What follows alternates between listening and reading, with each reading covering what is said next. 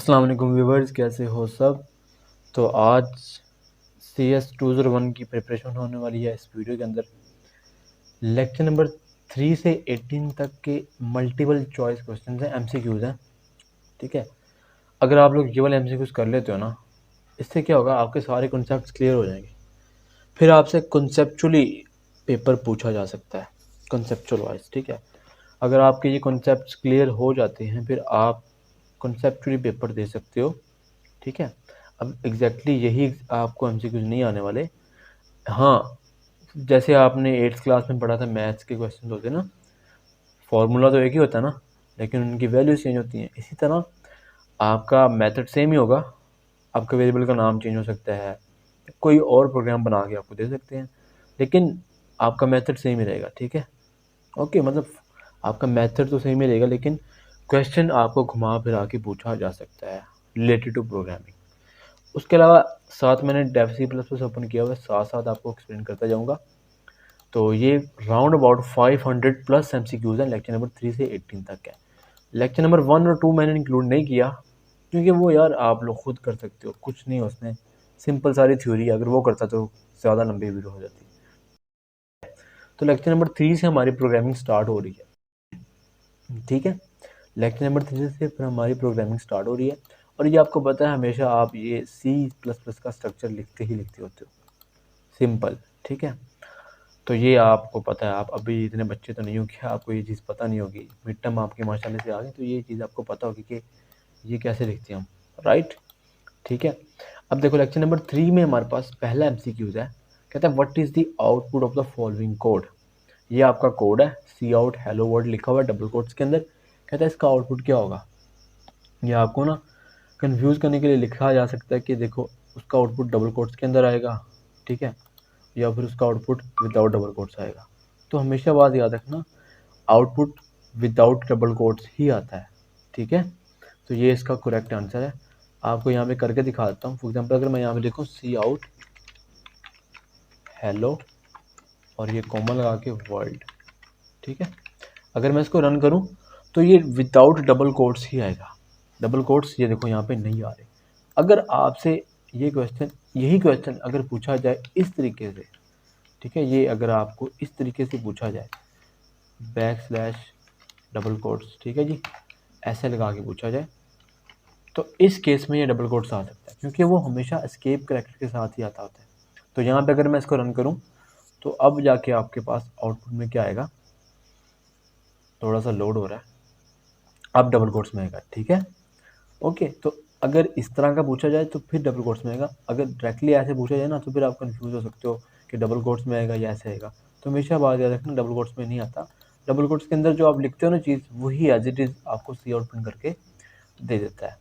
उसके बाद कहता है which of the following is a valid variable name in C++ के अंदर या सी के अंदर वैलिड वेरिएबल नेम कौन सा होता है। अब इसको करने से पहले आपको ना ये कुछ मैंने रूल्स लिखे हैं यहाँ पे, ये पढ़ लो। रूल्स नहीं लिखे, चलो बता देता हूँ वैसे ही। हमेशा जो वेरिएबल आपका जो होता है ना, वेरिएबल, आप जब भी वेरिएबल बनाते हो, फॉर एग्जांपल वेरिएबल बनाया मैंने यहाँ पे वेरिएबल, एक तो पहला रूल ये है कि उसका जो फर्स्ट कैरेक्टर है वो अल्फ़ाबेट होना चाहिए। ठीक है, दूसरा रूल क्या है, उसके दरमियान में कोई स्पेस नहीं होनी चाहिए।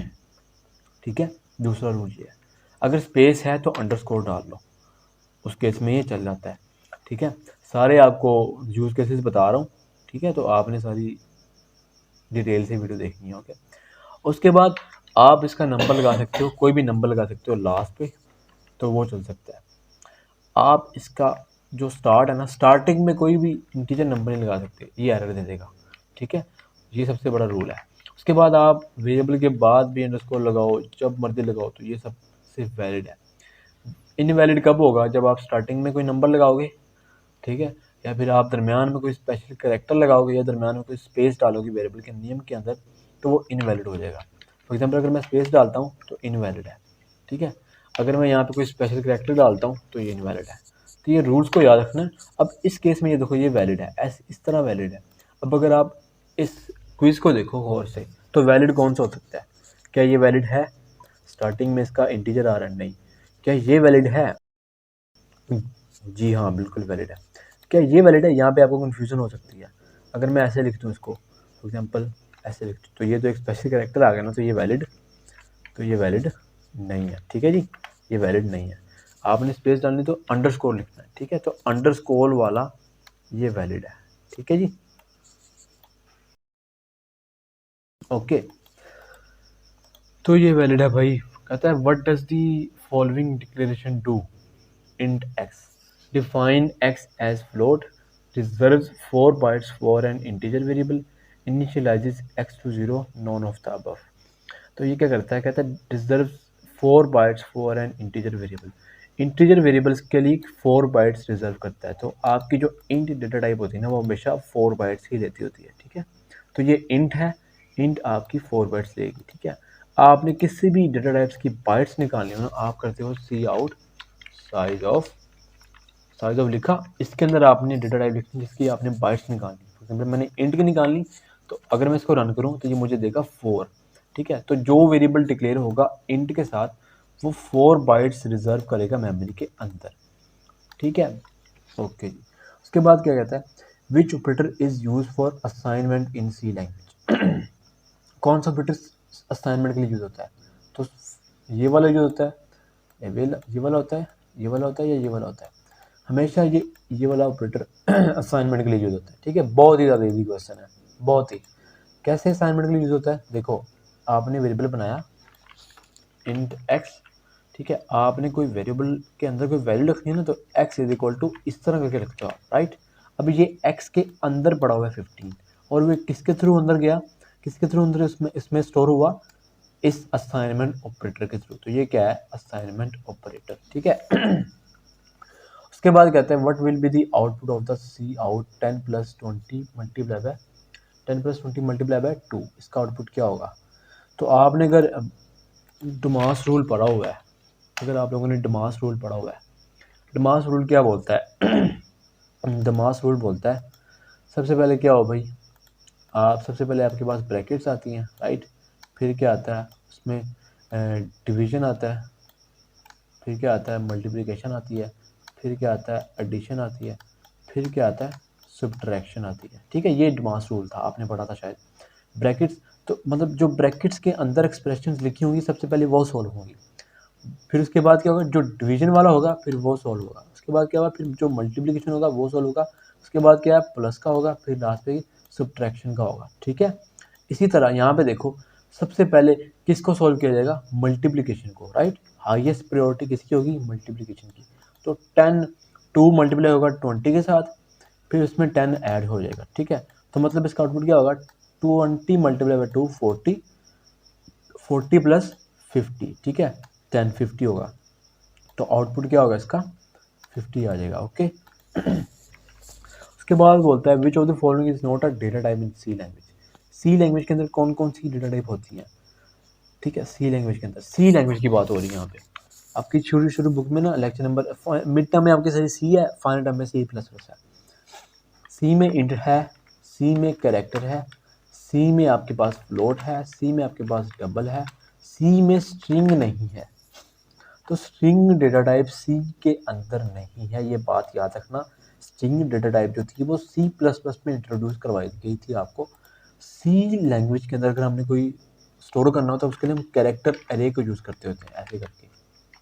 ठीक है, कुछ भी नाम वगैरह स्टोर करवाना हो स्ट्रिंग के अंदर, तो हम कैरेक्टर एरे को यूज़ करते होते हैं। ठीक है, तो सी लैंग्वेज में स्ट्रिंग डेटा टाइप नहीं है। String data type was introduced in C plus plus. So you should remember this, कि सी प्लस प्लस के अंदर स्ट्रिंग आई थी, सी लैंग्वेज में नहीं थी।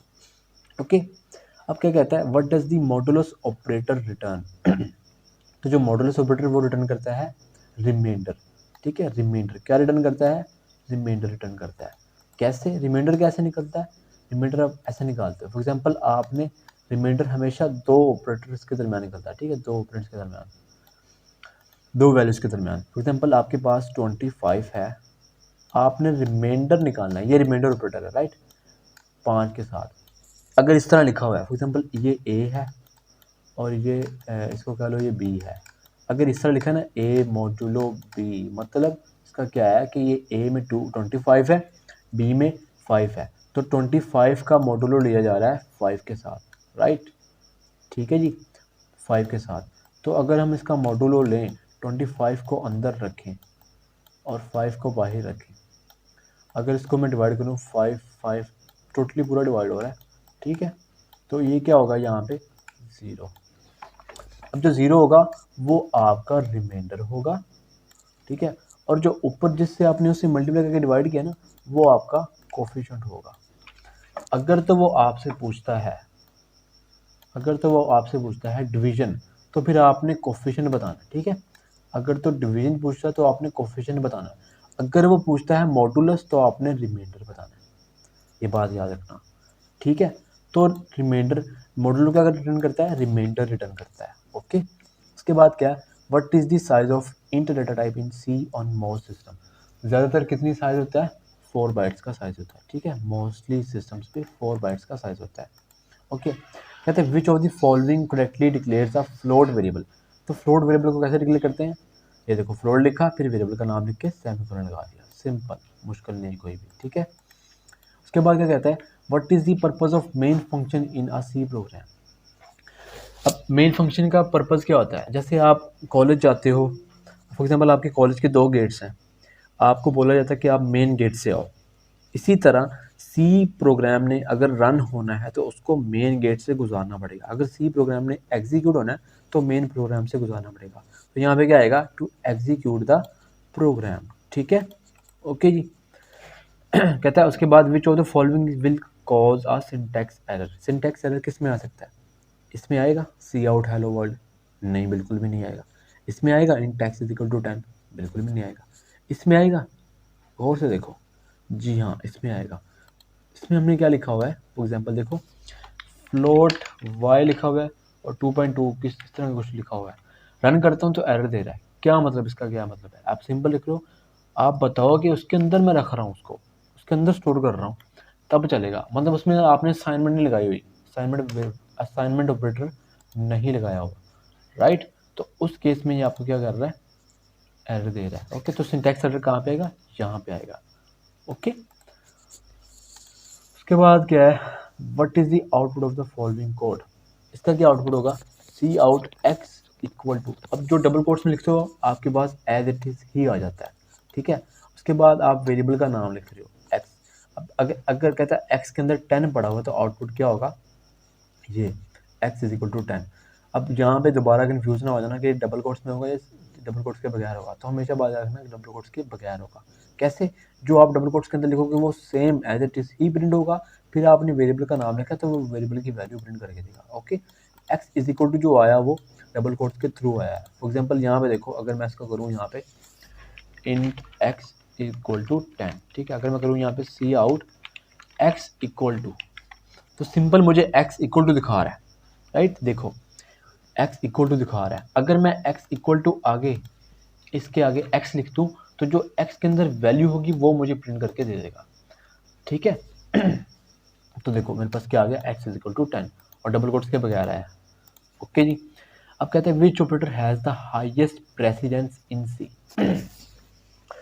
तो डिमांस रूल को अगर आप माइंड में रखो, सबसे पहले क्या था, ब्रैकेट थी, फिर क्या था, डिवीजन था, फिर क्या था, मल्टीप्लिकेशन था, फिर क्या था, एडिशन था, फिर क्या था, सब्ट्रैक्शन था। तो अगर आप, अब देखो इसमें ब्रैकेट्स नहीं है, राइट, तो सबसे हाईएस्ट प्रायोरिटी किसको दी जाएगी, और से देखो, ब्रैकेट्स को निकाल दो, सबसे पहले आपके पास डिवीजन है, मल्टीप्लिकेशन है, एडिशन है, सब्ट्रैक्शन है, तो इस केस में क्या आएगा, डिवीजन, राइट। तो division will be given the highest priority, ठीक है, okay. How do you declare a character variable, बहुत इजी, सिंपल कैरेक्टर लिखो और वेरिएबल का नाम लिखो, तो इस तरह आप डिक्लेयर करते हो कैरेक्टर का variable. Which of the following is a floating point data type. Float data type कौन सी होती है, ये होती है, ठीक है, फ्लोट, सिंपल, बहुत इजी, ओके। उसके बाद क्या है, what will be the output of the following code. हाँ जी, ये आपके ऊपर है, इसका रिमाइंडर क्या निकलेगा, बताओ। वीडियो थोड़ी देर के लिए रोक रहा हूँ, बताओ क्या होगा इसके अंदर। देखो रिमाइंडर ले रहे हैं, एक्स में क्या पड़ा है 5, वाई में क्या पड़ा है 2, तो रिमाइंडर कैसे लेते हैं, रिमाइंडर आपको भी करके दिखाया मैंने। एक्स में क्या पड़ा है, एक्स में क्या पड़ा है, एक्स में रिमाइंडर वाई, राइट। एक्स में क्या पड़ा है 5 और वाई में क्या पड़ा है 2 पड़ा है, तो रिमाइंडर लेंगे ऐसे, अंदर 5 आ जाएगा, बाहर 2 आ जाएगा, ठीक है। अगर 2 2 आर 4 होता है, राइट, 4, और 4 में से मतलब 5 में से 4 निकालो तो क्या बचता है हमारे पास 1, ये रिमाइंडर है, ये कोफिशिएंट है। अगर हम इसको डिवाइड करते होते तो मेरे पास कोफिशिएंट आना था, ये बात याद रखना। अगर डिवीजन करते हैं तो कोफिशिएंट आना था, अगर रिमाइंडर ले रहे हैं तो इसका रिमाइंडर आना था, मॉडुलस ले रहे हैं तो इसका आउटपुट क्या आएगा 1। इसको मैंने करके दिखा दिया आपको, इसका 1 आएगा, ठीक है। तो अगर यहाँ पे हम करें इसका क्या आएगा 1 आएगा, ओके, ठीक है। कहते हैं what is the correct way to include a header file in C language. तो करेक्ट वे क्या है, दोनों तरीकों से कर सकते हो आप। अगर यूज़र की अपनी फाइल है तो वो डबल कोट्स के अंदर कर सकता है, अगर कोई प्रोग्रामिंग फाइल है तो वो हम उसको इस तरह करते होते हैं। तो इसका जो करेक्ट आंसर है वो ए एंड सी है। अभी के लिए आप ये समझो कि आपको मतलब दोनों तरीकों से कर सकते हो। आप 304 में देखोगे ये ए और सी किस तरह हम कर सकते हैं, सी वाला कैसे कर सकते हैं डबल कोट्स के अंदर। जो यूज़र ने हेडर फाइल बनाई होगी ना, जो यूज़र ने हेडर फाइल बनाई होगी वो हमेशा डबल कोट्स के अंदर होगी। अब आप कहोगे यूज़र हेडर फाइल बना लेता है, जी हाँ, आगे आगे पढ़ोगे आप, ओके। क्या कहता है which statement is true about C variables, आपको रूल्स बता दिए।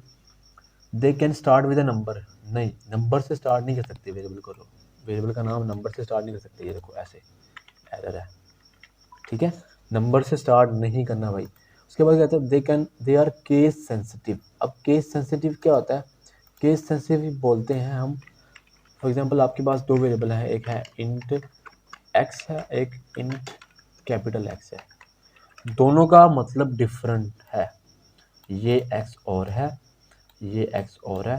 इसको रन करें तो ये प्रोग्राम चल जाएगा, कंपाइलर दोनों को डिफरेंटली ट्रीट करेगा, इसको बोलते हैं केस सेंसिटिविटी।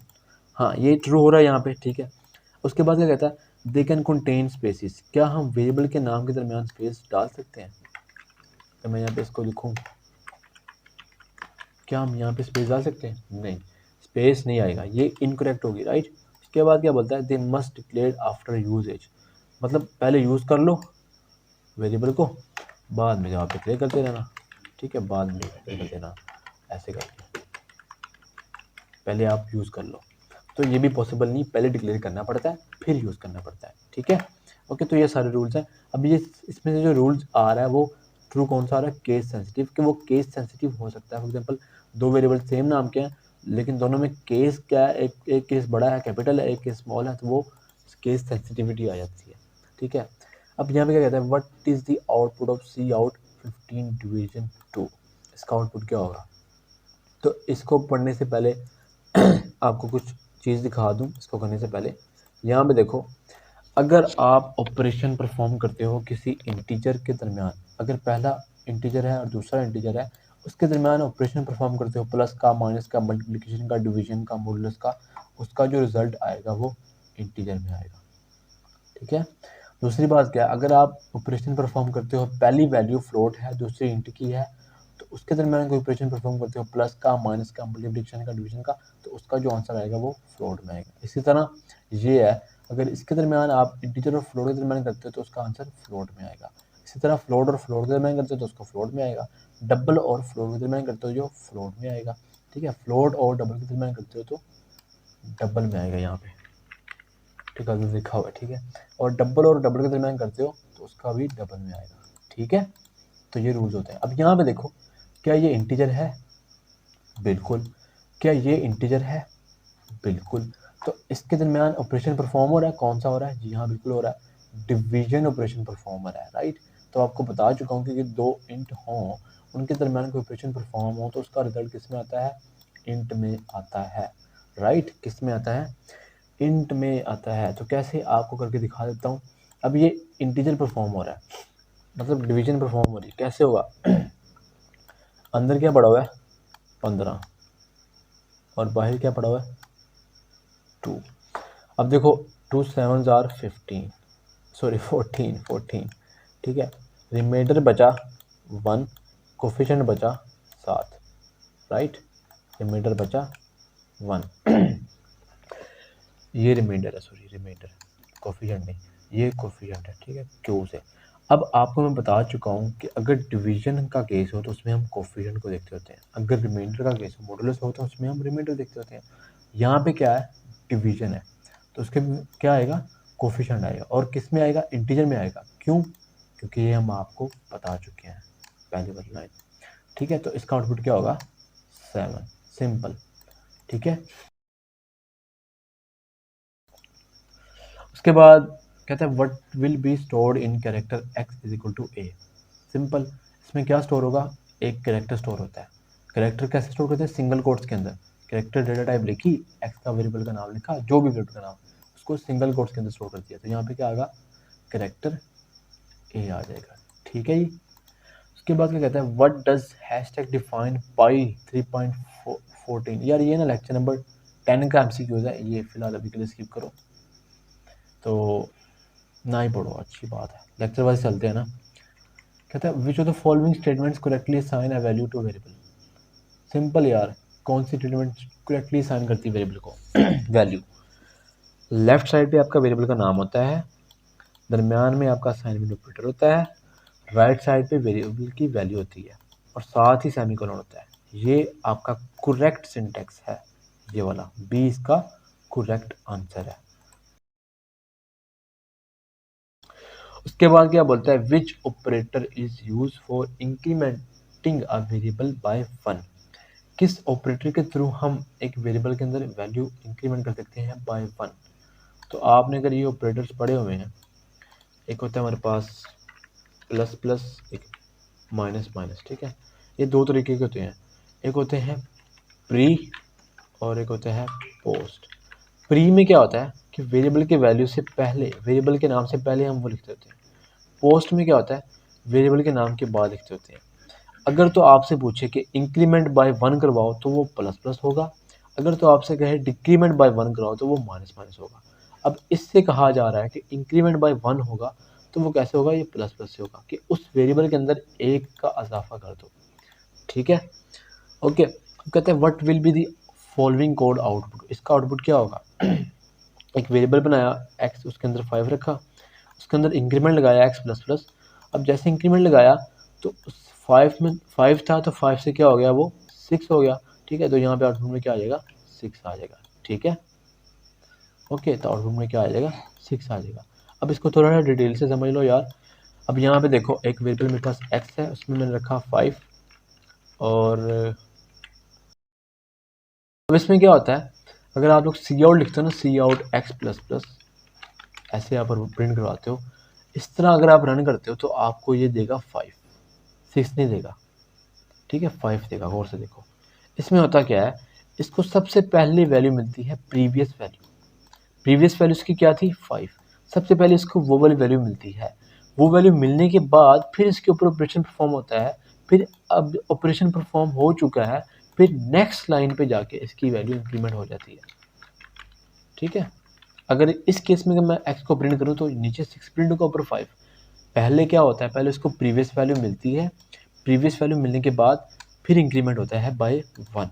ठीक है, सेम केस है डिक्रीमेंट के साथ। ठीक है, प्रीवियस वैल्यू मिलेगी, नेक्स्ट लाइन पे डिक्रीमेंट बाय 1 हो जाएगा।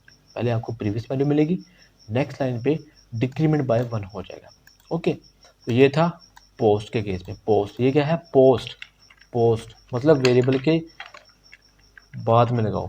ओके, अब देखो, आपसे इस तरह का क्वेश्चन किया जा सकता है, आपसे क्विज आ सकता है आपको। ठीक है, int y is equal to x plus plus, C out कर दो, सबसे पहले प्रिंट करो आप y को, फिर आप प्रिंट करो सी आउट x को। इसका आउटपुट क्या होगा, मैं थोड़ी देर के लिए लिखता हूँ, जल्दी जल्दी बताओ इसका आउटपुट क्या होगा। अगर मैं रन करूँ तो सबसे पहले ये मुझे देगा यहाँ पे 5, नीचे देगा 6। रन किया तो मुझे पहले क्या दे रहा है, y की वैल्यू 5, और नीचे क्या दे रहा है, 6। आपसे इस तरह के क्वेश्चन पूछे जा सकते हैं। क्यों, मैंने आपको पहले बता चुका हूँ कि पहले ये आपको प्रीवियस वैल्यू दे देगा। वो प्रीवियस वैल्यू हमने स्टोर कर दी y के अंदर, y के अंदर क्या चलेगा, 5, प्रीवियस वैल्यू मिलेगी। अब इसके बाद ये देखो, इस सेमीकोलन के बाद आप एक्सेस करने की कोशिश कर रहे हो x को। पहले आपने y को एक्सेस किया, y में आपको प्रीवियस वैल्यू मिली x की। ठीक है, उसके बाद आपने x को सेमीकोलन के बाद, मतलब इंक्रीमेंट लगने के बाद आपने यहाँ पे दोबारा x को गट करने की कोशिश की है, तो वहाँ पे इंक्रीमेंट लग गया। ठीक है, तो फिर आपको क्या मिली, इंक्रीमेंट वैल्यू मिली, पहले मिली आपको प्रीवियस, फिर मिली इंक्रीमेंट वैल्यू, ठीक है। ओके, अब दूसरा क्या होता है हमारे पास, प्री इंक्रीमेंट। वो क्या होता है, वो सिंपल आपका पहले इंक्रीमेंट कर देगा और फिर वैल्यू आपको वही अपडेट करके दे देगा, ठीक है। वो आपको सिंपली आपको वैल्यू इंक्रीमेंट करके दे देगा। अगर मैं यहाँ से इसको उठा दूँ तो इस तरह अगर आपको इसको करो ना तो आपको ये इंक्रीमेंट करके दे देगा डायरेक्टली, कोई प्रीवियस वैल्यू नहीं मिलेगी इसको। Same case for decrement as well, सबसे पहले आपको डिक्रीमेंट करके दे देगा, प्रीवियस वैल्यू नहीं मिलेगी, ठीक है। तो इतना डिटेल से आपको कोई बताता नहीं, मैं आपको बता चुका हूँ, ओके। उसके बाद क्या है, which of the following can store a decimal value. Decimal value कौन सी होती है, पॉइंटिंग वैल्यू, तो हमेशा वो फ्लोट के अंदर आती है, 3.14, 2.2, 2.6, 2.3, 2.56 जितनी भी होंगी, ओके। कहता है which is a valid comment in C language. कौन कौन से वैलिड होते हैं, this is a comment, single line comment और मल्टी लाइन कमेंट्स दोनों वैलिड है, ठीक है। आपने पढ़े होंगे, दोनों वैलिड कमेंट्स होते हैं, ठीक है, okay.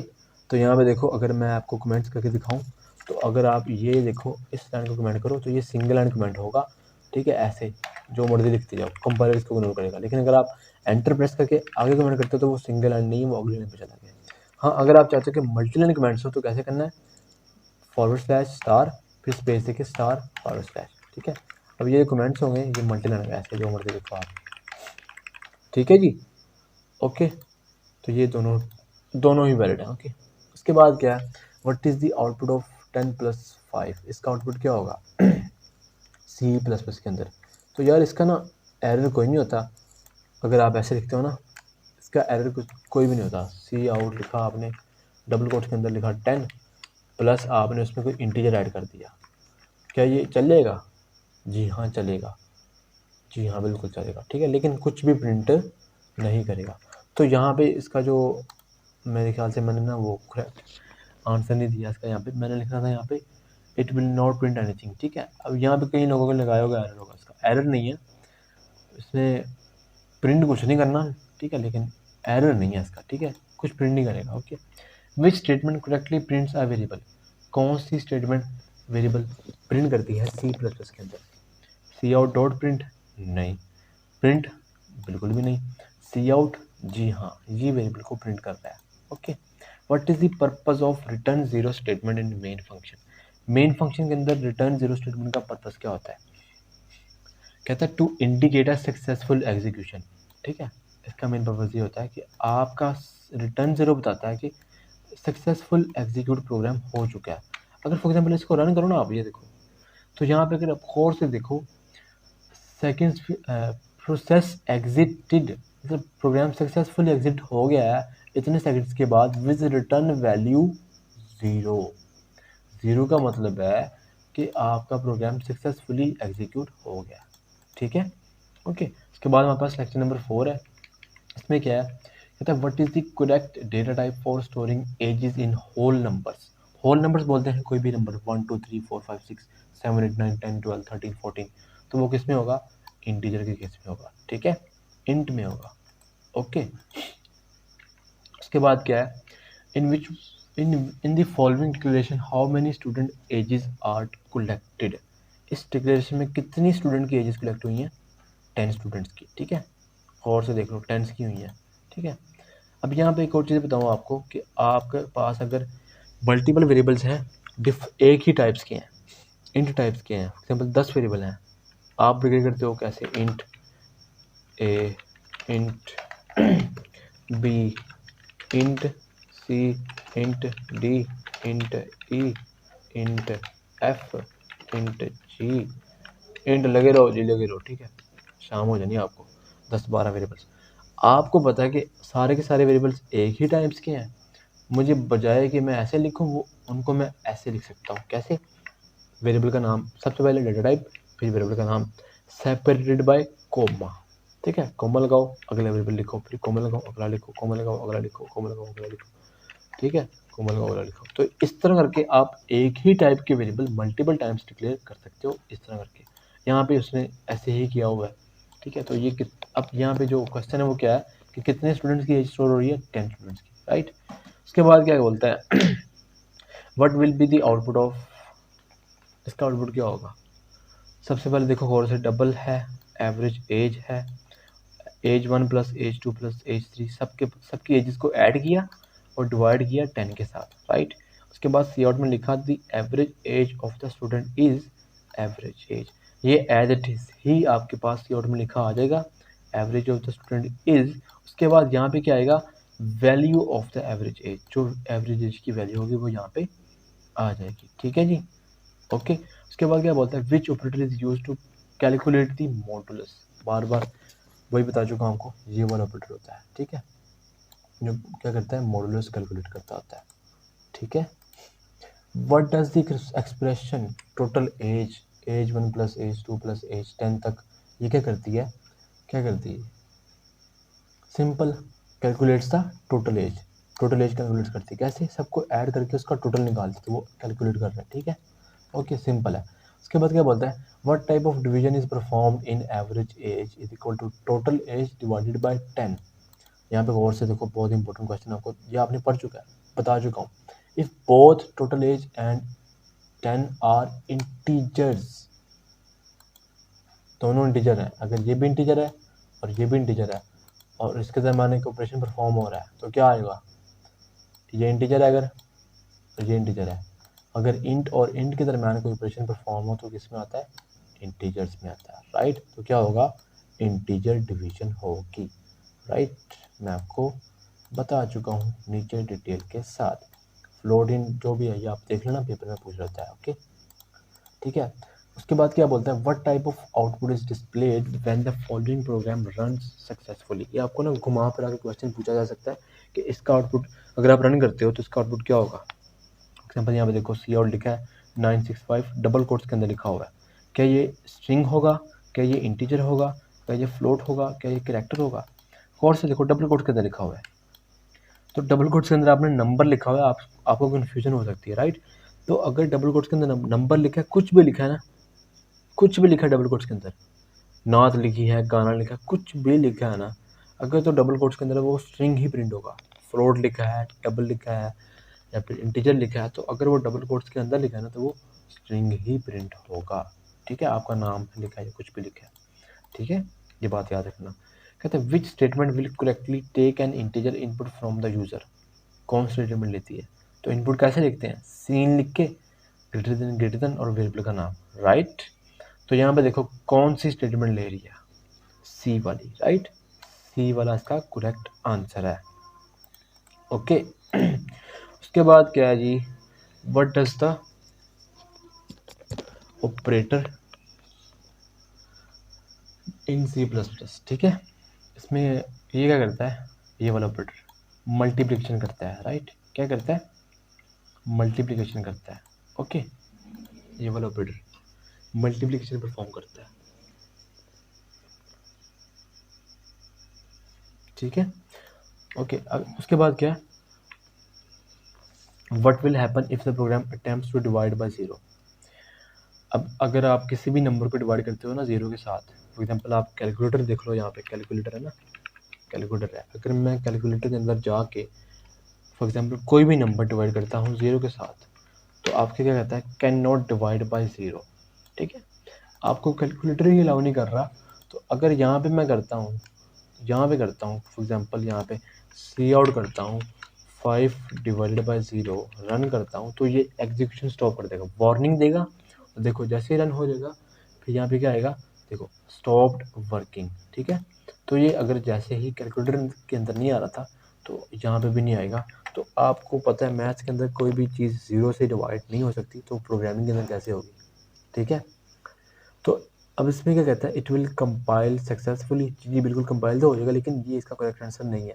It will cause a syntax error, ये sorry run time error, it will cause a run time error.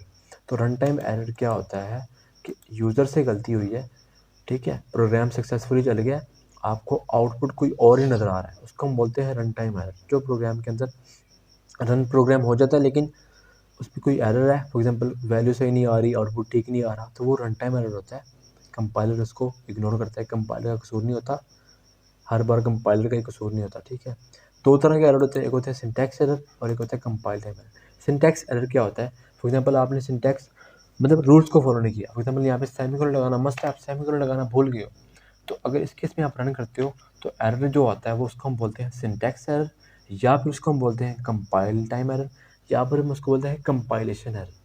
ठीक है, ये एक ही नाम है, मतलब तीन ही नाम है, एक एरर के तीन नाम है, compiler error, syntax error, compile time error. ठीक है, ओके। तो अगर आप रूल्स फॉलो नहीं करते तो उस टाइम में कौन सा एरर आता है, कंपाइलर एरर या सिंटैक्स एरर। दूसरा एरर क्या होता है, run time error. Run time, आप रन कर चुके हो, रन टाइम के ऊपर जो एरर आएगा ना उसको हम बोलते हैं रन टाइम एरर। इसके ऊपर मतलब रन टाइम, जो रन टाइम के ऊपर आता है। और एक होता है कंपाइलर एरर, जो कंपाइल टाइम के ऊपर होता है। यहाँ पे देखो क्या है, कंपाइल एंड रन, ये क्या है रन, ये क्या है कंपाइल। सबसे पहले अगर देखो यहाँ पे अगर मैं इसको डायरेक्टली कंपाइल करूँ तो इस केस में जो एरर आया वो कंपाइल टाइम एरर है। ठीक है, कंपाइल करूँ, अब देखो अगर दोबारा कंपाइल करूँ, अब कंपाइल टाइम एरर नहीं आया, सक्सेसफुली कंपाइल हो गया। अब अगर मैं रन करूँ तो अगर रन के केस में अगर फॉर एग्जांपल ये देखो सी आउट मैंने कर दिया 5/0, देखो कंपाइल हो जाएगा। ठीक है, लेकिन विद वार्निंग, क्योंकि हम 0 के साथ डिवाइड नहीं कर सकते। अगर रन करूँ तो सक्सेसफुली रन नहीं होगा, वर्किंग स्टॉप हो जाएगी, क्योंकि यहाँ पे क्या आ रहा है, रन टाइम एरर है, रन के ऊपर, रन टाइम के ऊपर एरर आ रहा है। ओके, तो उसको हम क्या बोलते हैं, रन टाइम एरर। ठीक है, which of the following correctly represents the area of a circle formula in C++? Area of a circle का फार्मूला क्या होता है, pi r square, right, pi r square. तो पाई आर स्क्वायर को कैसे लिखते हैं, pi multiply by radius multiply by radius. तो याद रखना स्क्वायर का कोई फार्मूला नहीं है, सी प्लस प्लस के अंदर कोई ऐसी लाइब्रेरी नहीं जो आपको स्क्वायर निकाल के दे।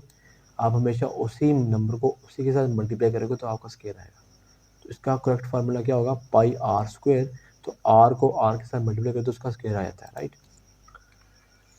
यहाँ पे क्या है जी, what is the result of age 1 modulo 10 if age 1 is 25। Modulus आ रहा है, राइट। तो इसका आउटपुट क्या होगा, मतलब इसका आउटपुट क्या होगा, रिमाइंडर होगा, राइट। देखो एज 1 में क्या पड़ा हुआ है 25, और यहाँ पे क्या है 10, मतलब 25 को 10 के साथ डिवाइड करो और उसका जो रिमाइंडर आएगा वो आपका आउटपुट होगा। सिंपली कर लेते हैं यहाँ पे अगर देखो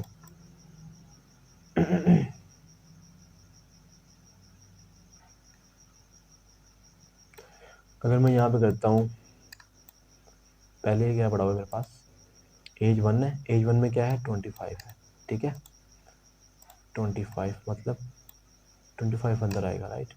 और ऐसे है ना, 25 मॉडुलो 10।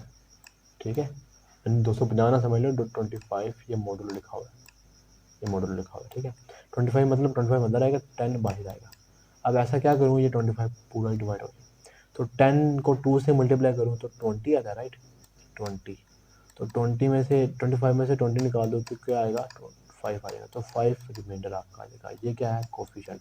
अगर तो पूछता डिवीजन है तो आपने कोफिशिएंट बताना था, अगर पूछता रिमाइंडर तो आपने ये 5 बताना, रिमाइंडर जो बच जाएगा। ठीक है, तो इसका आउटपुट क्या आएगा, 5 आ जाएगा। ओके, उसके बाद क्या है, what kind of values does the float data type store. Float के अंदर कौन सी वैल्यूज होती हैं, डेसिमल नंबर्स होते हैं।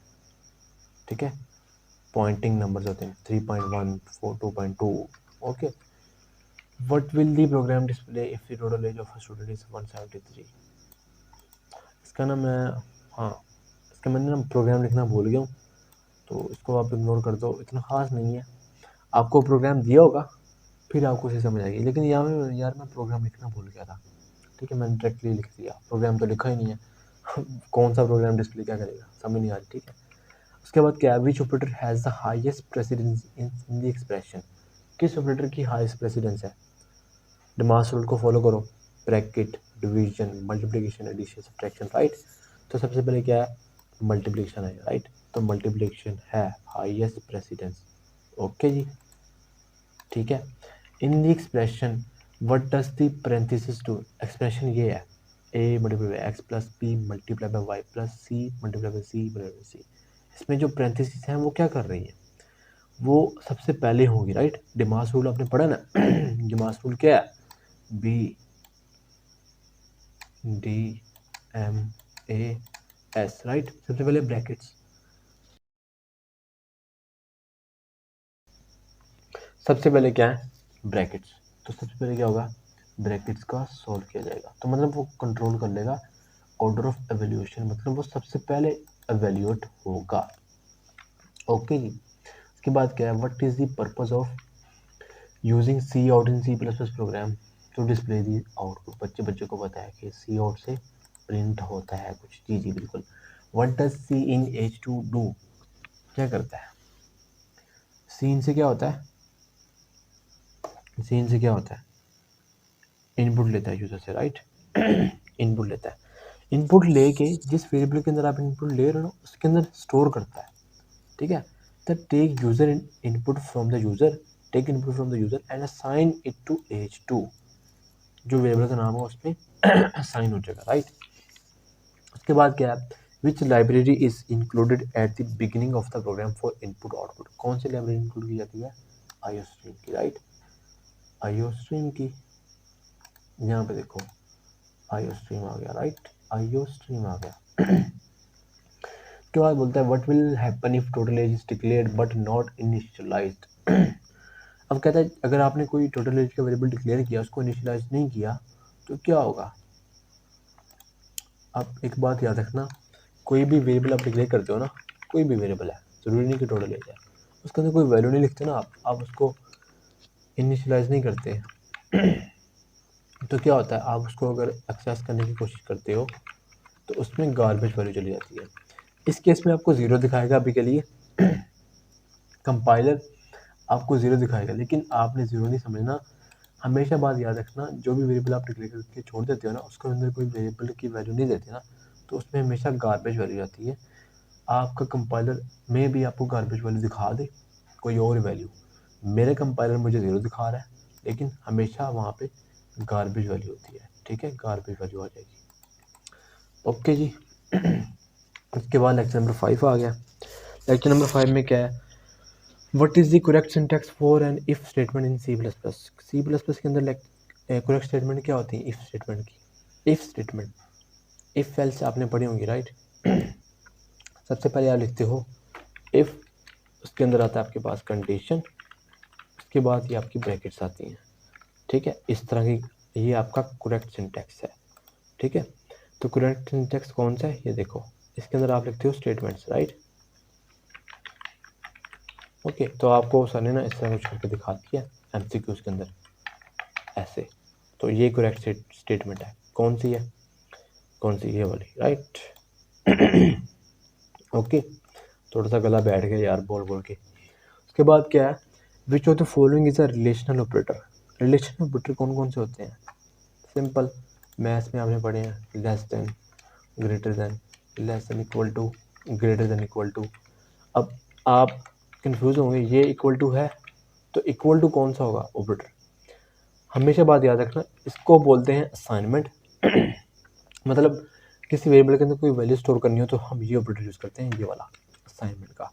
लेकिन चेक करना हो किसी वेरिएबल के अंदर कोई वैल्यू पड़ी है या नहीं, कंपेयर करना हो, कंपैरिजन करना हो, तो ये वाला ऑपरेटर यूज़ होता है, उसको हम बोलते हैं रिलेशनल ऑपरेटर, ठीक है। उसके बाद नॉट इक्वल टू, मतलब नॉट इक्वल टू ये वाला होता है, ठीक है।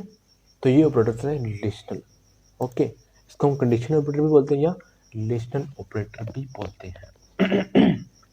ओके, तो कौन सा है, ये वाला रिलेशनल ऑपरेटर है, ठीक है, कि कंपैरिजन ऑपरेटर क्या आपका रिलेशनल है। उसके बाद क्या है, what does the not equal to operator do, क्या करता है कि कोई एक वेरिएबल उसके इक्वल है या नहीं, ठीक है, वो चेक करता है। Checks if two values are not equal, क्या वो उसके बराबर नहीं है, ठीक है, ये चेक करता है कि वो उसके बराबर नहीं है, अगर नहीं है तो ट्रू रिटर्न करो, अदरवाइज फॉल्स रिटर्न करो। उसके बाद क्या है, which statement is true about the else block, it executes if the if condition is true, it execute if the if condition is false. अगर आपकी इफ कंडीशन फॉल्स होगी तब ही चलेगा ये एल्स ब्लॉक, अदरवाइज नहीं चलेगा, ठीक है। एल्स ब्लॉक कब चलता है, जब आपकी इफ कंडीशन फॉल्स होती है, ठीक है। उसके बाद आपके पास ये एक प्रोग्राम दिया आपको, कहता है what will be the output of the following code.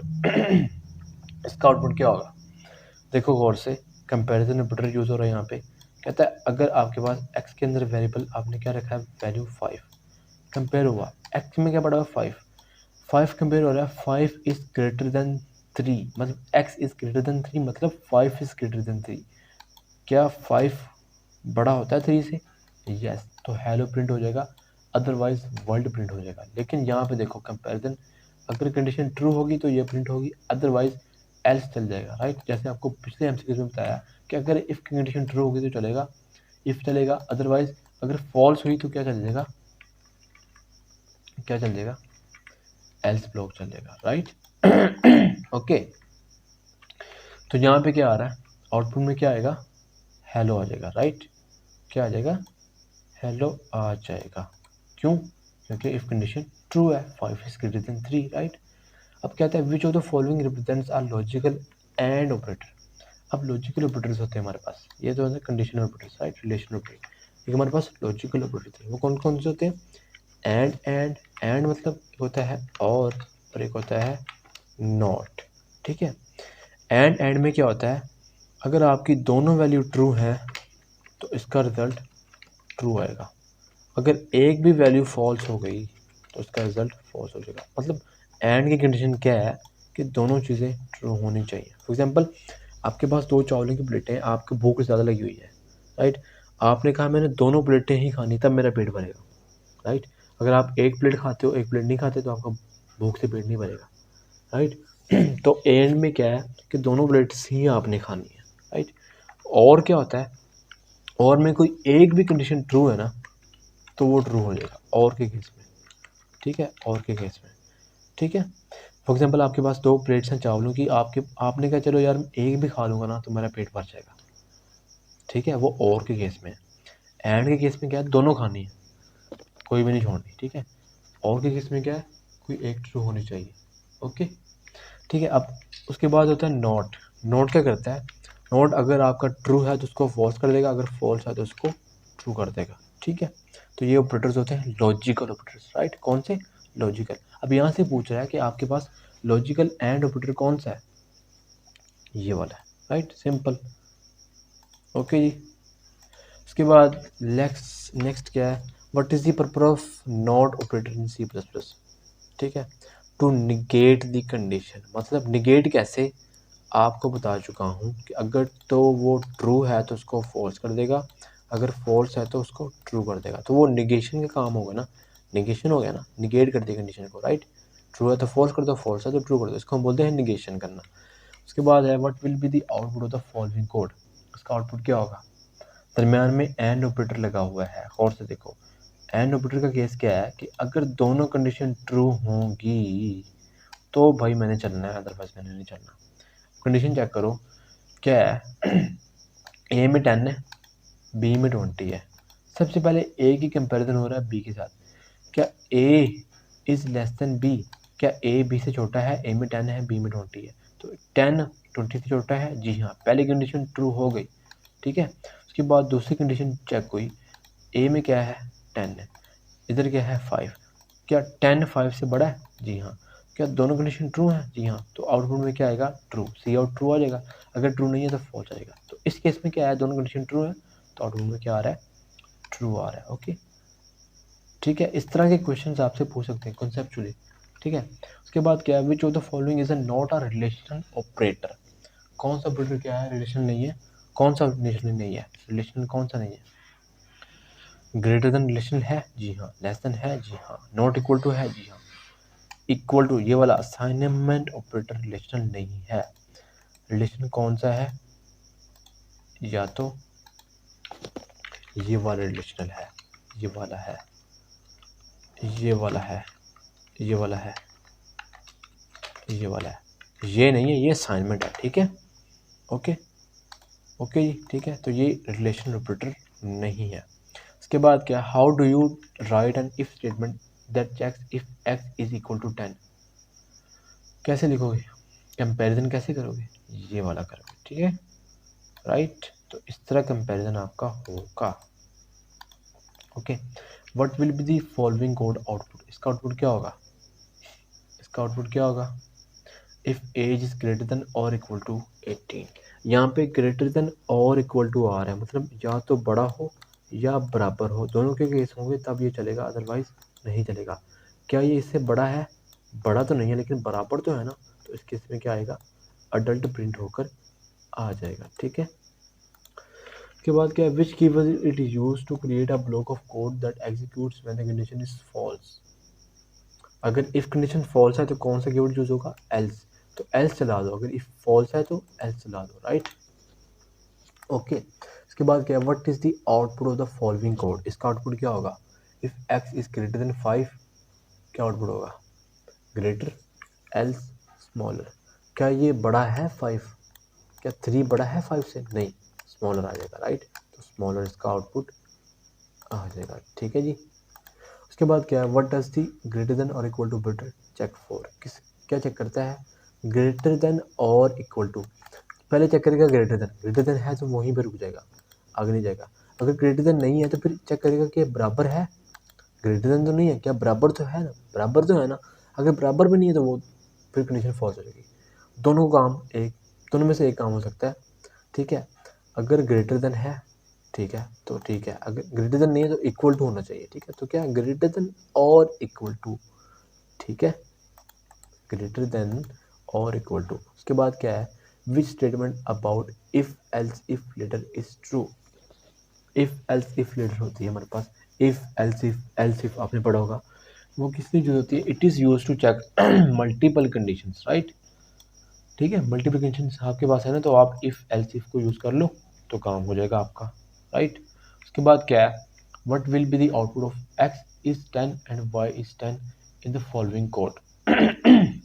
अगर एक्स भी 10 है वाई भी 10 है तो उसका आउटपुट क्या होगा, देखो यहाँ पे 10 ग्रेटर देन 10, एक्स में क्या है 10 है, वाई में क्या है 10 है, तो क्या 10 बड़ा होता है 10 से, नहीं, इफ नहीं चलेगा। क्या 10 छोटा होता है 10 से, नहीं, एल्स इफ भी नहीं चलेगा। लास्ट में एल्स है तो इक्वल टू आ जाएगा, राइट। तो अगर ना छोटा है ना बड़ा है तो बराबर तो है ना फिर, तो इस पे आउटपुट में क्या आ जाएगा, इक्वल आ जाएगा। ठीक है, ओके जी। उसके बाद क्या बोलता है, उसके बाद हमारे पास है जी, which of the following is a valid statement, कौन सी है, और से देखो ये है, राइट, बहुत इजी, राइट, कैसे वैलिड है, यहाँ पे देखो वैलिड कैसे है। फॉर एग्जाम्पल आपके पास x है, इंट x इक्वल टू 10, तो ये वैलिड है, राइट, x ग्रेटर देन कुछ भी 20 या कह लो 2, तो ये वैलिड स्टेटमेंट ऐसे बनती है, राइट। ये वैलिड मतलब इस तरह आप चेक करते हो, आपको इस तरह करके दिखा दिया कन्फ्यूजन के लिए, तो ये सबसे वैलिड है, ब्रैकेट्स लगा के साथ में ये करली ब्रैकेट्स लास्ट में लगानी होती है, राइट। ठीक है, तो ये वैलिड है इस तरह। ओके, उसके बाद क्या है, what will happen if you write if X is equal to 10 instead of X equal to 10। इस केस में क्या होता है, अगर आप ऐसे लिख देते हो, एग्जाम्पल आपने लिखा ना यहाँ पे, आपने कहा आप चेक कर रहे हो कि मेरा जो एक्स है अगर वो बराबर है 20 के, तो क्या प्रिंट करो, सी आउट एक्स इज 20, एक्स क्या प्रिंट करो, सी आउट एक्स इज 10। ठीक है, इस तरह आपको कन्फ्यूजन आ सकती है। ये क्या करता है, अगर आप डबल इक्वल टू नहीं लगाते तो इफ़ कंडीशन ट्रू हो जाएगी। आप तो समझ रहे हो ना कि मैंने एक्स को कंपेयर किया है 10 के 20 के साथ, जो मैं चेक कर रहा हूँ क्या एक्स बराबर है 20 के साथ, इस केस में आपकी इफ़ कंडीशन ट्रू हो जाएगी। हालांकि है तो फॉल्स, नज़र तो फॉल्स आ रहा है, लेकिन क्या आ रहा है, X is equal to 20, X is 20 आ रहा है, क्यों, क्योंकि आपने ये असाइन कर दिया हुआ है। ये क्या करता है ऑपरेटर, ये वैल्यू असाइन करता है, कंपैरिजन नहीं करता। अगर कंपैरिजन करना है तो आप डबल इक्वल टू लगाते हो। अब यहाँ पे ये कंपैरिजन करेगा, यहाँ पे कंपैरिजन करेगा क्या एक्स बराबर है 20 के, है तो चला दो, अदरवाइज नहीं है। तो इस केस में अगर आप रन करते हो तो ये एल्स केस चल जाएगा और यहाँ पे क्या आ जाएगा, एक्स इज 10 आ जाएगा। ठीक है, तो ये हमेशा बात याद रखना, ऐसे नहीं करना, ये क्या करता है असाइनमेंट करवा देता है। ओके, क्या कहता है, एक्स विल बी असाइंड 10। ठीक है, तो ये देखो असाइंड हो जाएगा एक्स को 10। ठीक है, ओके जी। उसके बाद क्या है, how can you write an if statement that checks if X is less than 10 और ग्रेटर देन 20, और ग्रेटर देन 20, तो और है तो दरम्यान में और ऑपरेटर लगा दो, तो इस तरह आप लिख सकते हो। ओके, दरम्यान में और ऑपरेटर लगा के आप इसको लिख सकते हो, कैसे, आप ऐसे लिख सकते हो, एक्स इज क्या लिखा हुआ है, ग्रेटर देन लेस देन 10 और greater than 20। X is less than 10, दरम्यान में लगाओ और बेटे एक्स इज ग्रेटर देन 20। तो इस तरह आप लिख सकते हो, ठीक है, इसको फॉलो कर सकते हो आप, ठीक है जी। उसके बाद क्या, what is the output of the following code, इसका आउटपुट क्या होगा, क्या होगा, चलो देखता हूँ, बताता हूँ आपको। आप एक और चीज़ याद रखो, हमेशा इफ़ के अंदर ना बुलियन वैल्यू आती है, कंडीशन आती है, राइट, क्या आती है, कंडीशन आती है, और कंडीशन किस फॉर्म में होती है, बुलियन वैल्यू, बुलियन मतलब 0 या 1 की फॉर्म में, राइट, 0 या 1 की फॉर्म में आपके पास वैल्यू आएगी। फॉर एग्जांपल अगर मैं यहाँ पे लिखूँ int x is equal to 0, तो हमेशा बात याद रखो 0 फॉल्स होता है कंप्यूटर के अंदर, 1 ट्रू होता है कंप्यूटर के अंदर, ठीक है। 0 क्या होता है, फॉल्स होता है, और 1 क्या होता है, ट्रू होता है। अगर मैं यहाँ पे x पास कर दूँ, सी आउट लिख दूँ x 0 और सी आउट लिख दूँ नॉन ज़ीरो, तो आउटपुट में क्या आएगा, आउटपुट में क्या आएगा, सॉरी यहाँ पे अगर लिखता हूँ ट्रू और यहाँ मैं लिखता हूँ फॉल्स, ठीक है।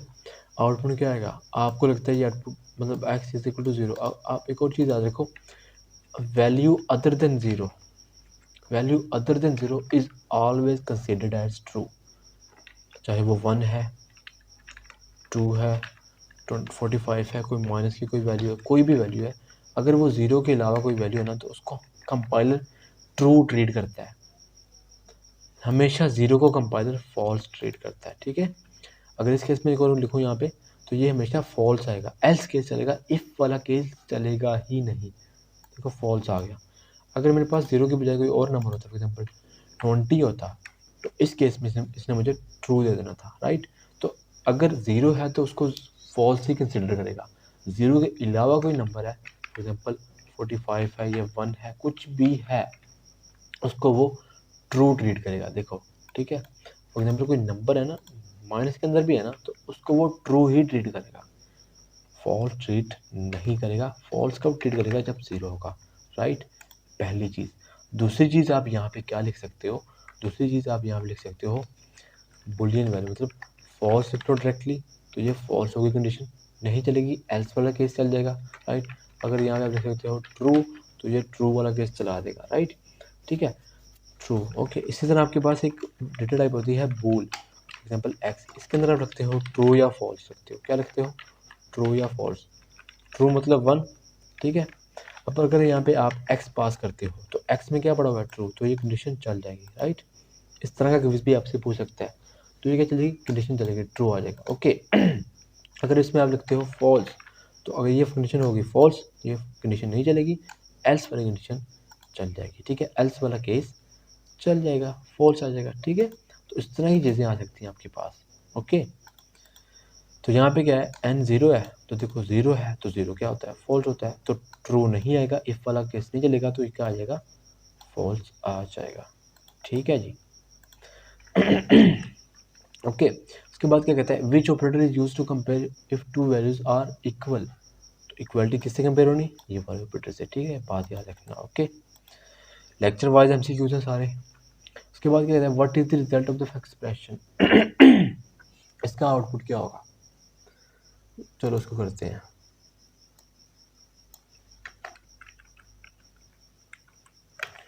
एक्सप्रेशन, इसका आउटपुट क्या होगा, ये क्या है, और ऑपरेटर है, तो और के केस में क्या था, कोई एक भी वैल्यू ट्रू हो गई तो उसने चल जाना, ठीक है।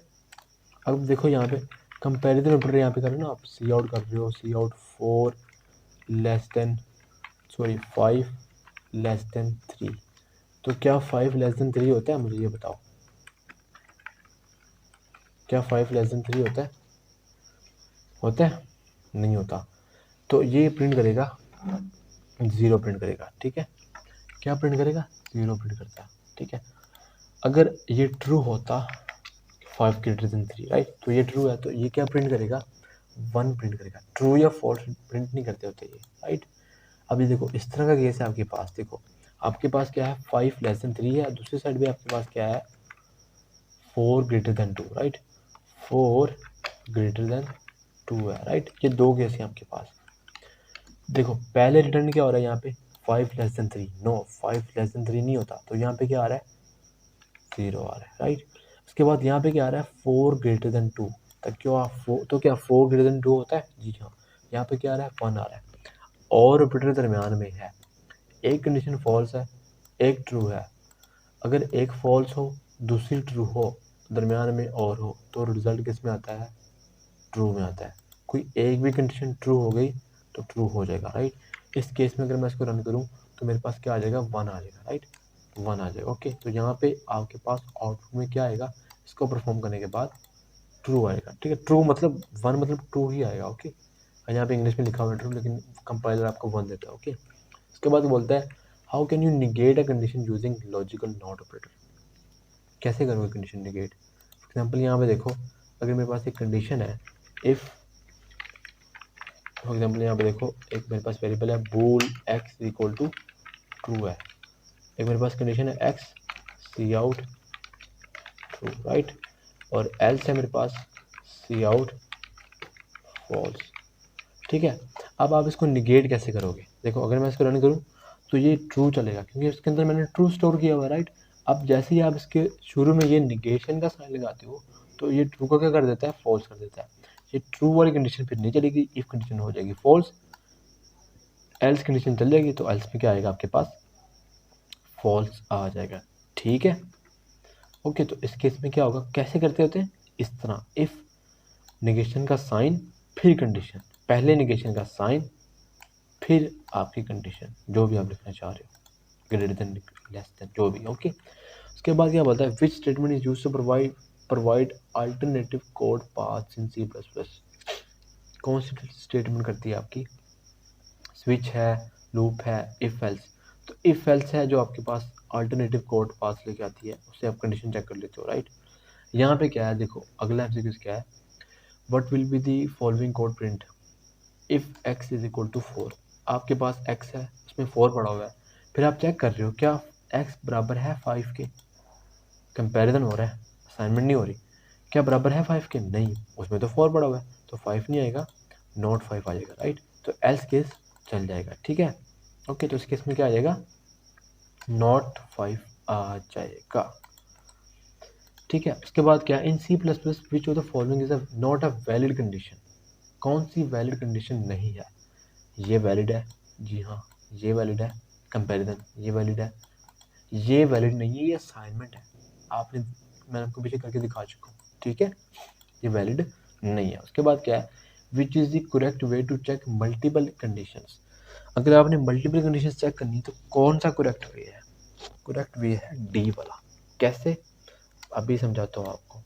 आपने अगर मल्टीपल कंडीशंस चेक करनी है तो ये वाला करेक्ट है, कैसे, फॉर एग्जांपल यहाँ पे देखो एक वेरिएबल है ए, उसमें पड़ा हुआ है 1, बी है उसमें पड़ा हुआ है 2, और सी है उसमें पड़ा हुआ है 4। अगर आप ऐसे करते हो ए और बी और सी, ठीक है, तब चलाना इस कंडीशन को, तब चलाना, समझाता हूँ, थोड़ा लिख रहा हूँ पहले, अदरवाइज नो चला देना, ठीक है।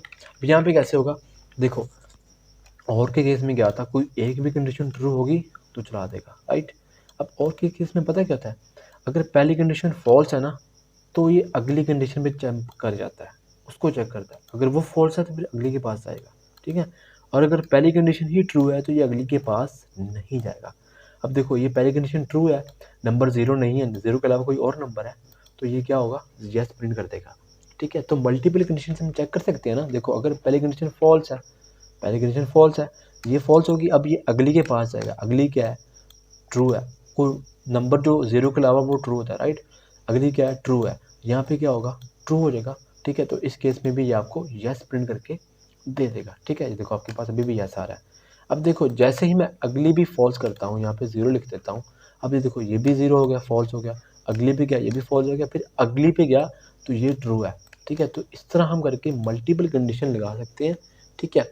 अगर ये वाला केस होता है एंड का केस होता है ना, तो एंड के केस में पता है क्या होता है, अगर एंड का केस होता ना तो सबसे पहले यहाँ पे चेक होता है, अगर ये कंडीशन फॉल्स हो गई ना, इसने अगली कंडीशन पे जाना ही नहीं है। एग्जाम्पल ये देखो 10 है ना, यहाँ पे ये पहली कंडीशन फॉल्स है, ये अगली कंडीशन पे जाएगा ही नहीं, ठीक है, क्योंकि उसके केस में क्या दोनों कंडीशन या सारी की सारी कंडीशन ट्रू होंगी तो ट्रू होगा। तो यहाँ पे हम मल्टीपल कंडीशन नहीं लगा सकते, राइट।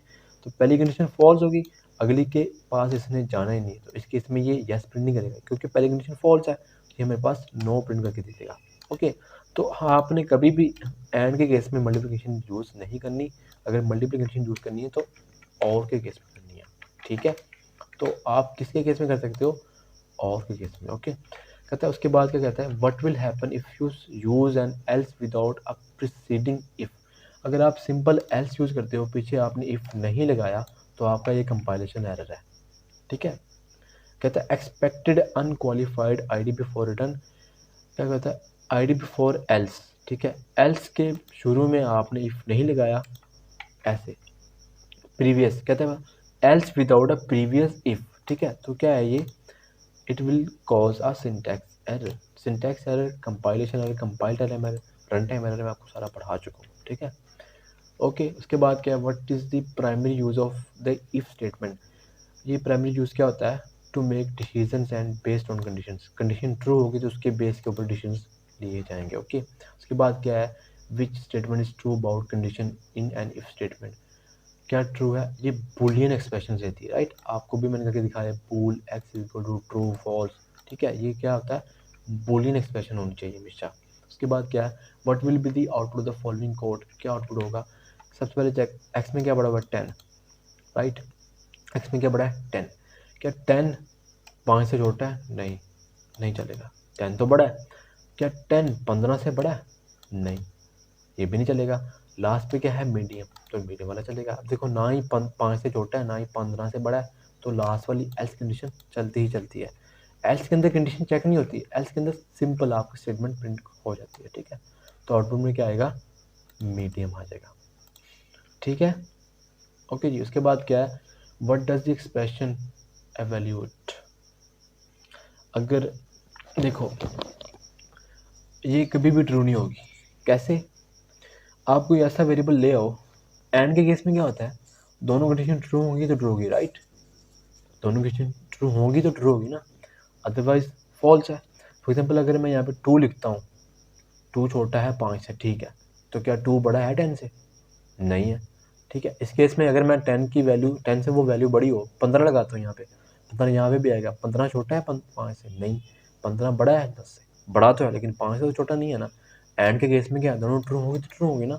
तो आप कोई भी वैल्यू को प्रिंट कर लो, कोई भी वैल्यू पुट कर लो, हमेशा फॉल्स ही आएगा, राइट, ऑलवेज फॉल्स, ठीक है। तो इसका करेक्ट यही आंसर है, क्योंकि कोई वैल्यू ऐसी है ही नहीं जो एक्स, जो मतलब 5 से छोटी हो और 10 से बड़ी हो, राइट, उसके केस में आ ही नहीं रही है।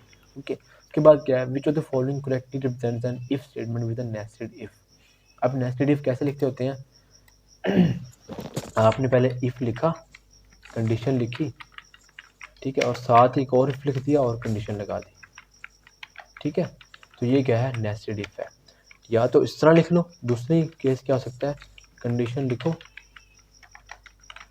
ठीक है, ब्रैकेट लगाओ, एक और इफ लिखो, ठीक है, कंडीशन लिख दो और ब्रैकेट लगा दो। ये दोनों तरीके वैलिड हैं, ठीक है, ये दोनों तरीके वैलिड हैं। ओके, तो यहाँ पे क्या आएगा, देखो ये भी वैलिड है, ठीक है, और ये नीचे वाला भी वैलिड है, तो दोनों क्या होगा, बोथ ए एंड बी आपका आउटपुट आ जाएगा, ठीक है। उसके बाद क्या, what will be the output of the following code. इसका आउटपुट क्या होगा, x ग्रेटर देन 10। यहाँ पे समझो यार, जो आपने ग्राफ पढ़ा होगा 10th क्लास में, 8th क्लास में पढ़ा होगा, ग्राफ क्या है, ये वाला ग्राफ इस तरह का, ठीक है, 0 1 2 3 4, 0 से पीछे माइनस में वैल्यूज होती हैं, -2 -3 -4 -5 -6 -7, राइट। तो वीडियो लंबी हो रही है, तो आपकी मिड की प्रिपरेशन भी तो हो रही है ना, तो कोई मसला नहीं, वीडियो लंबी होगी। 19 लेक्चर्स हैं, 18 लेक्चर्स, उसके MCQs हैं भाई। अब देखो, मतलब नेगेटिव क्या होता है, अगर वो लेस देन 0 है तो वो क्या है, नेगेटिव है। अगर वो ग्रेटर देन जीरो है तो वो क्या है, पॉजिटिव है। ग्रेटर देन जीरो इधर है ना, और लेस देन जीरो इधर है। अगर वो लेस देन जीरो है तो वो क्या है, नेगेटिव है। अगर वो ग्रेटर देन जीरो तो वो क्या है, पॉजिटिव है। यहाँ पे सेम केस यहीं पे देख लो, देखो क्या 10 ग्रेटर देन जीरो है, जी हाँ, तो वो पॉजिटिव है। अगर यहाँ पे -10 होता ना, तो -10 इस साइड पे था, यहाँ पे जाके कहीं, ठीक है, ओके। तो वो -10 लेस देन जीरो था, तो अगर लेस देन जीरो था और -10 होता वो नेगेटिव बनाता। लेकिन ये क्या है, पॉजिटिव है, 10 है तो ग्रेटर देन जीरो है, तो इस केस में क्या आएगा, पॉजिटिव आ जाएगा। ओके जी, क्या आ जाएगा, पॉजिटिव आ जाएगा। ओके, उसके बाद कहते हैं which operator can be use to combine multiple conditions in if statement. कौन सा ऑपरेटर यूज हो सकता है, आप या तो एंड यूज कर लो या तो और यूज कर लो। पीछे हम और यूज कर रहे थे, आप एंड भी यूज कर सकते हो, लेकिन और का फायदा है क्योंकि और में अगली कंडीशन पे चलता जाता है, ठीक है।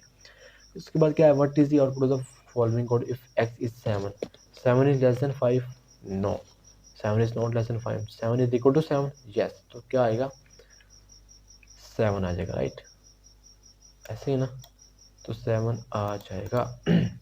उसके बाद क्या है, which of the following condition statement is used to execute a block of code when a specific condition is met.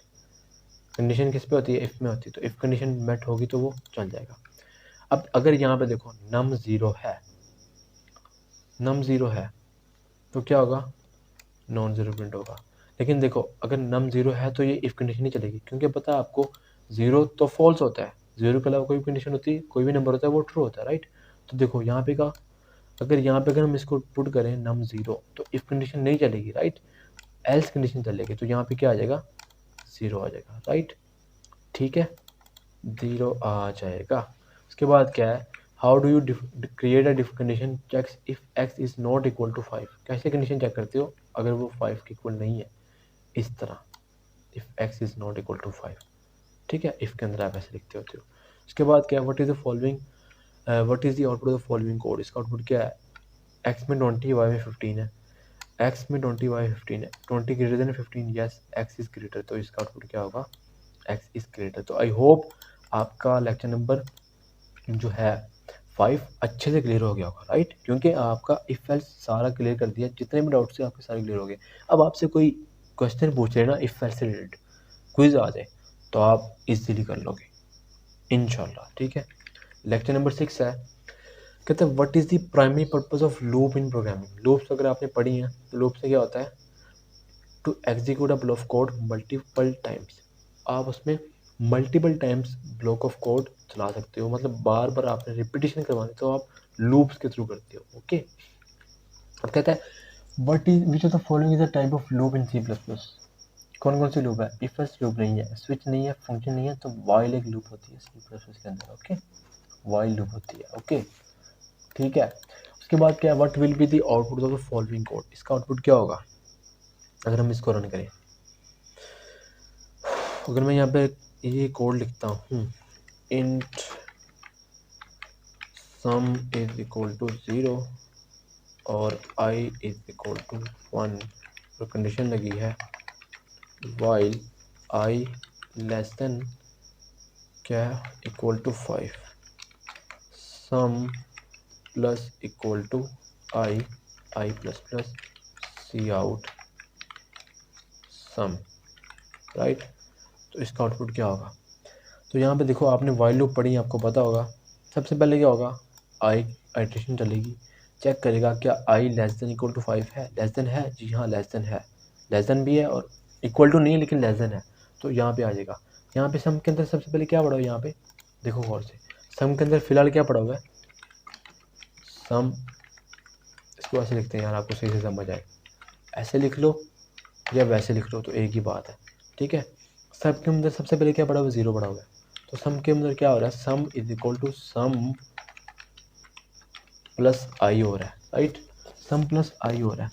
तो आई में सबसे पहले क्या है, देखो आई में क्या है, 1 है, अभी के लिए सम में क्या पड़ा हुआ है, 0 पड़ा हुआ है, राइट, तो 0 प्लस 1 क्या हो जाएगा, 1, तो अब सम को क्या मिल जाएगा, 1 मिल जाएगा, ठीक है। उसके बाद आई 1 से इंक्रीमेंट होगी 2 हो जाएगा, राइट, फिर 2 चेक होगा क्या 2 लेस देन 5 है, जी हाँ लेस देन 5 है लेकिन इक्वल टू नहीं है, ठीक है, 2 लेस देन 5 है, राइट। यहाँ पे दोबारा sum is equal to sum plus i, अब सम में क्या पड़ा हुआ है, 1, राइट, 1 पड़ा हुआ है, अब 1, अब आई क्या हो चुका है, यहाँ पे साथ में आई को भी लिख देते हैं। आई इंक्रीमेंट होने के बाद पहले आई में क्या पड़ा हुआ था 1, इंक्रीमेंट होने के बाद अब आई में क्या पड़ा हुआ है 2 पड़ा हुआ है, राइट। आई में अब क्या पड़ा हुआ है, क्या पड़ा हुआ है 2 पड़ा हुआ है, राइट। अब 2 पड़ा हुआ है, अब सम में क्या पड़ा हुआ है 1 पड़ा हुआ है, और आई में क्या पड़ा हुआ है 2 पड़ा हुआ है, तो 1 + 2 क्या हो गया 3, और सम में क्या आएगा 3 आ गया, राइट। अब 3 आ गया यहाँ पे, ठीक है। इसको दोबारा फॉर्मूला लिख देता हूँ, सम प्लस आई। अब आई में पहले क्या था 2 था, 2 आई से इंक्रीमेंट हो गया क्या हो गया 3 हो गया, राइट। 3 हो गया, 3 चेक हुआ, 3 लेस देन 5 है, जी हाँ है। सम में क्या पड़ा हुआ है अभी के लिए 3 पड़ा हुआ है, और आई में अब क्या आ चुका है 3 आ चुका है, तो 3 + 3 क्या होता है 6 होता है। अब सम में क्या आ गया 6 आ गया, ठीक है।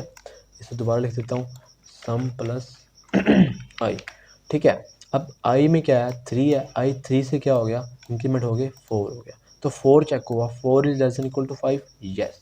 तो 4, अब सम में क्या पड़ा हुआ है, यहाँ पे क्या आ गया सॉरी 4 आ गया। अब सम में क्या पड़ा हुआ है यहाँ पे 6 पड़ा हुआ है, और आई में क्या पड़ा हुआ है 4, सो 6 + 4 क्या हो गया 10 हो गया, राइट। अब सम में क्या चला गया 10 चला गया, ठीक है। अब देखो आई की वैल्यू क्या है यहाँ पे, सम प्लस आई लिखो दोबारा, आई की वैल्यू क्या है यहाँ पे 4, 4 इंक्रीमेंट हुआ तो 4 में क्या चला गया 5, 5 इज लेस देन तो नहीं है, इक्वल टू तो है ना, ठीक है, तो ये भी चलेगी कंडीशन। अब सम में अब देखो आई में क्या आ गया 5 आ गया, अब आई में क्या आ गया 5 आ गया, ठीक है।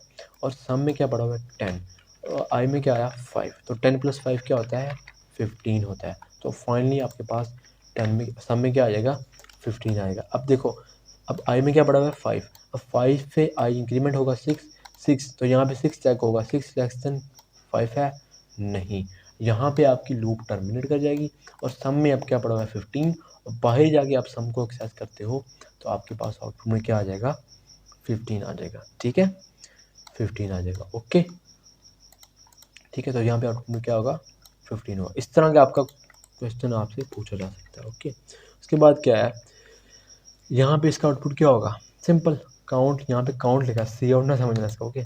काउंट को स्टार्ट किया 0 से, काउंट को चेक किया 0 लेस देन 3, ठीक है, काउंट लेस देन 3, तो क्या होगा 0 से स्टार्ट होगा, 0 फिर इंक्रीमेंट होगा 1 होगा फिर 2 होगा, अब जैसे ही 3 होगा तो 3 लेस देन 3 नहीं होता, लूप टर्मिनेट हो जाएगी, आपके पास आउटपुट क्या आएगा 0 1 2 आ जाएगा, ठीक है। उसके बाद क्या है यहाँ पे, what happens if the condition of a while loop is always true. अगर आपके पास व्हाइल लूप की कंडीशन हमेशा ट्रू है, अगर यहाँ पे आप लिखते हो ट्रू है, ट्रू लिख देते हो, उस केस में क्या होता है, अगर यहाँ पे कुछ भी प्रिंट करवाओ, यहाँ पे सी आउट मोर प्रिंट करवाओ, राइट, इसको फिलहाल ऐसे हटा दो। अब यहाँ पे क्या होगा, हमेशा अगर कंडीशन ट्रू है ना तो यहाँ पे इनफाइनाइट आ जाएगी, इनफाइनाइट लूप चल जाएगी, क्या होगा इनफाइनाइट लूप चल जाएगी। अगर यहाँ पे देखो एंडर लगा के दिखाऊँ आपको, तो यहाँ पे गौर से देखना, ये देखो अभी तक चलती जा रही है, ठीक है। तो अगर कंडीशन ट्रू है तो क्या होगा इनफाइनाइट लूप चल सकती है, मतलब बार बार लूप चलती रहेगी, उसको इंक्रीमेंट नहीं मिलेगा, उसको कंडीशन नहीं मिलेगी जहाँ पे उसने रुकना है, ओके। उसके बाद क्या है, which loop is guaranteed to execute at least once. कौन सी लूप होती है जो हमेशा एक ही मरतबा चलती है, एक कम से कम एक मरतबा चलती होती है, कौन सी लूप होता है डू वाइल लूप, हमेशा एटलीस्ट 1 टाइम रन होती ही होती है, ठीक है। कैसे, यहाँ पे देखो, अगर मैं यहाँ पे लिखूँ डू और वाइल, ऐसे ही है ना, डू वाइल ऐसे लिखते होते हैं हम, right, int x is equal to 10, मैं चेक कर रहा हूँ x जो है वो बड़ा है 20 से, कंडीशन फॉल्स होगी, राइट, सी आउट किया मैंने मूव। अब कंडीशन फॉल्स है तो क्या लूप चल जाएगी, ठीक है, जी हाँ बिल्कुल चल जाएगी, एक मरतबा मेरा नाम प्रिंट हो जाएगा। क्यों भाई, क्यों, क्यों जो डू वाइल लूप होती है ना वो हमेशा एटलीस्ट 1 टाइम रन होती है, irrespective of the condition whether the condition is true और फॉल्स। चाहे कंडीशन ट्रू है या फॉल्स है, उसने एक मरतबा चलना ही चलना है, ठीक है, ओके। तो कंडीशन ट्रू हो या फॉल्स, एक मरतबा वो रन होती है, तो ठीक है, तो कौन सी लूप है डू वाइल लूप, ओके। उसके बाद कहते हैं which loop is use to exit a loop permanently. कौन सा keyword, sorry, which keyword is use to exit a loop permanently, कौन सा कीवर्ड है ब्रेक कीवर्ड है, ठीक है, ब्रेक कीवर्ड कैसे अभी समझाता हूँ आपको। फॉर एग्जांपल मैंने यहाँ पे लिखा ना, अगर मैं लूप लिखता हूँ यहाँ पे while x is less than equal to 10। X को स्टार्ट करो 1 से, ठीक है, ओके, और एक्स को 10 तक चलवाओ, जो भी आप करना चाहते हो। मैंने कहा सी आउट करवाओ एक्स को, ठीक है, और एक्स को इंक्रीमेंट भी तो करना है, एक्स प्लस प्लस। तो ये क्या करेगा, 1 से लेकर 10 तक काउंटिंग मेरी प्रिंट कर देगा, राइट। अब कहता है कौन सा कीवर्ड ऐसा है जो आपको लूप से बाहर फेंक देता है, वो कीवर्ड है ब्रेक कीवर्ड। कैसे? फॉर एग्जांपल मैं चाहता हूँ कि मेरा जो लूप है ना, अगर मैं जैसे ही मेरा एक्स जो है 5 तक पहुँचे ना, वहाँ पे लूप को ब्रेक कर दो, ठीक है, वहाँ पे लूप को रोक दो, रुक जाएगी लूप, राइट।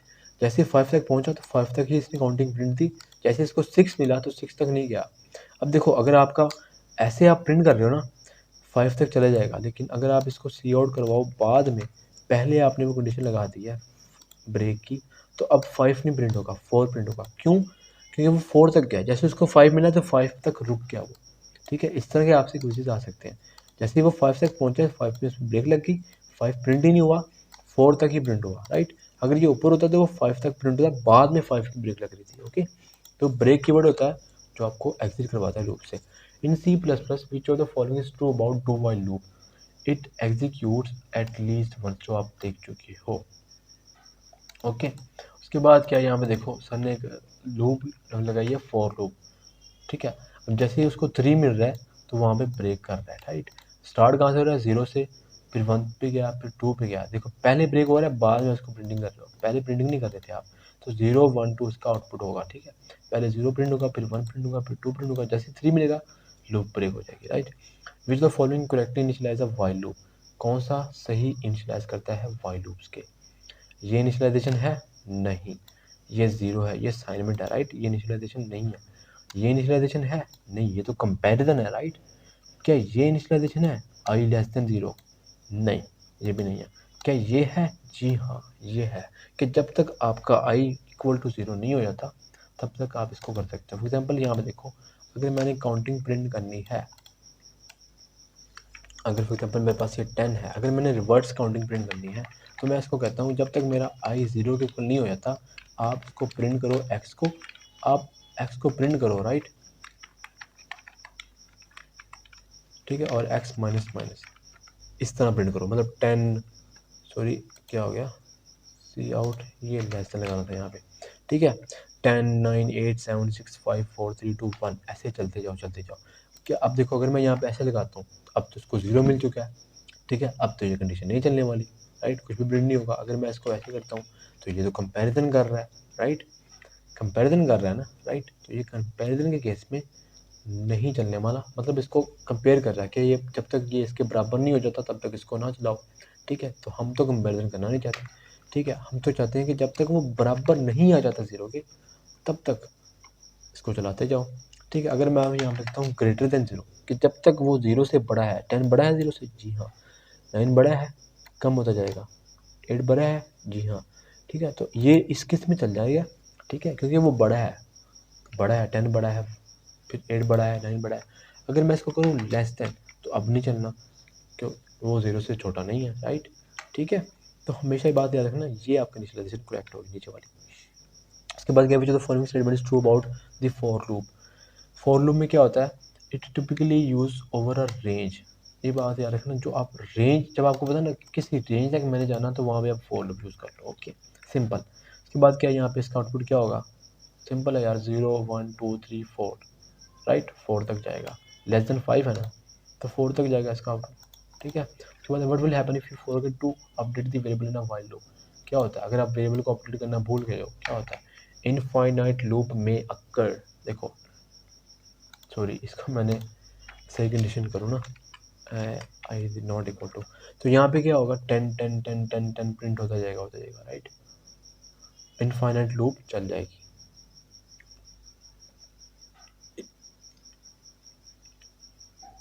क्या होगा, इनफाइनाइट लूप। तो इसका करेक्ट आउटपुट क्या होगा, एन इनफाइनाइट लूप में अक्कर, ठीक है। तो इन्फिनिटी आ सकती है आपकी लूप में, ठीक है। Which statement is use to skip the current iteration of a loop, कौन सी स्टेटमेंट आप आइट्रेशन को रोकने के लिए, मतलब स्किप करने के लिए यूज़ कर सकते हैं। तो वो कंटिन्यू स्टेटमेंट है। फॉर एग्जांपल मैं चाहता हूँ कि मैं अब काउंटिंग प्रिंट करवा रहा हूँ x is less equal to 10 तक। मैं चाहता हूँ फॉर एग्जांपल सी आउट लिखा मैंने, यहाँ पे आई लिखा, सॉरी x है, ये आई नहीं है, x है, x प्लस प्लस, ठीक है। ये क्या करेगा, 10 तक काउंटिंग प्रिंट कर देगा। मैं चाहता हूँ जहाँ पे मेरा 5 आए ना, तो 5 ना प्रिंट करे, बाकी काउंटिंग प्रिंट कर दे। तो मैं इसको कहूँगा इफ़ x इक्वल टू 5, ठीक है, तो वहाँ पे क्या कर दो, कंटिन्यू कर दो उसको, ठीक है।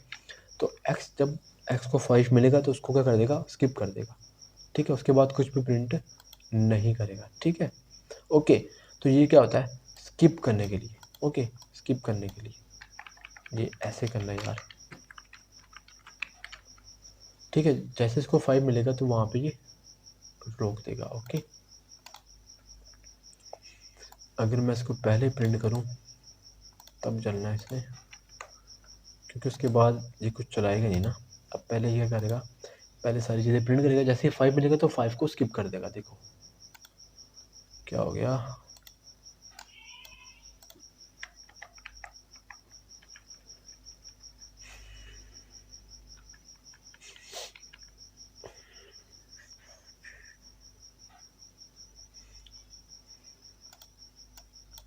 ठीक है। तो स्किप करने के लिए कौन सा हम यूज़ करते हैं, कंटिन्यू को यूज़ करते हैं, राइट। किसको यूज़ करते हैं, कंटिन्यू स्टेटमेंट यूज़ करते हैं।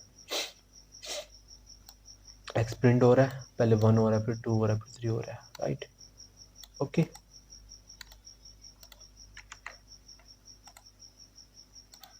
अब जैसे उसको 5 मिलेगा या 6 मिलेगा, कुछ भी मिलेगा, तो वो उसको क्या कर देगा, इसको मेरे ख्याल से मुझे पहले करना पड़ेगा ऐसे करके, हाँ। तो इस केस में क्या होगा, 5 जैसे मिला तो 5 को स्किप कर देगा। मतलब स्किप करने के लिए आप कौन सा यूज़ करते हो यार, क्या यूज़ करते हो, कंटिन्यू यूज़ करते हो, ठीक है। तो क्या होगा, कंटिन्यू स्टेटमेंट हमेशा यूज़ होती है स्किप करने के लिए किसी भी एलिमेंट को, ठीक है। उसके बाद कहते हैं how do you declare a for loop in C plus plus. तो कैसे डिक्लेयर करते हैं, सबसे पहले आप लिखते हो क्या, फॉर लिखा, इंड लिखा, i equal to 0, right, i less than जो भी आप 10 14 प्लस प्लस आई या आई प्लस प्लस, ये आपका सिंटैक्स है। सबसे पहले क्या है, देखो i equal to 0, i less than 10, i plus plus, फिर ये ब्रैकेट्स, ठीक है। ये तीनों चीज़ें होंगी तो ये आपकी करेक्ट लूप होगी। ओके, ठीक है। उसके बाद क्या है, which for the following will result in infinite loop, ये वाला, ये आपको करके दिखा चुका हूँ, ठीक है। What is the output of the following code, ये भी सम है, सिंपल सम निकाल रहा है, ये 10 तक निकाल रहा है। तो आप 10 तक अगर इसको काउंट करो तो ये क्या होगा, 10 तक निकाले मेरे ख्याल से हाँ, इसमें दो की एडिशन हो रही है, ठीक है। सम प्लस इज इक्वल टू, पहले 2 आएगा, फिर 4 आएगा, फिर 6, फिर इस तरह आएगा, ठीक है। तो इसका आउटपुट क्या होगा, पहले 2 आया, ठीक है, पहले आई में क्या आया, आई में इसको 0 मिला, फिर 2 मिला, फिर 4, फिर 6, 2 4 6 8 10। तो इसका आउटपुट क्या आएगा, इसका आउटपुट आएगा 15। आप देख लेना यार, तो उसको मुझे लिखना पड़ेगा। अब इसका आउटपुट क्या आएगा, आई प्लस प्लस, देखो यहाँ पे कंडीशन क्या है, फॉल्स है, कंडीशन क्या है, फॉल्स है। तो डू वाइल लूप क्या होती है, एटलीस्ट 1 टाइम रन होती है, तो इसका आउटपुट 1 आ जाएगा, राइट। कंडीशन एक दफ़ा, पहले कंडीशन ये वाली स्टेटमेंट चल जाएगी, बाद में कंडीशन चेक होगी, ठीक है। Which of the following correctly demonstrate nested loop, nested loop क्या होती है, लूप के अंदर लूप लिखना, ठीक है। फॉर एग्जांपल यहाँ पे देखो, इसके अंदर एक और लूप लगा सकता हूँ, राइट।